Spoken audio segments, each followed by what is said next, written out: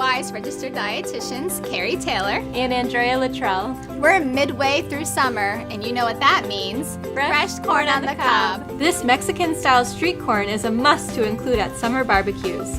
Preheat grill to medium-high heat. Mix mayo, sour cream, chili powder, garlic, and cilantro together. Place husked corn on oiled grates and cook each side for 2 to 3 minutes, about 8 minutes total. Brush corn with cream mixture and sprinkle with cheese and additional cilantro if desired. Serve with lime wedges and enjoy. Have leftover corn? Mix up this simple fresh corn salad. Cut the kernels from 5 ears of cooked corn on the cob. Mix with red onion, red pepper, cider vinegar, olive oil, and salt and pepper. Top with chopped cilantro and dig in.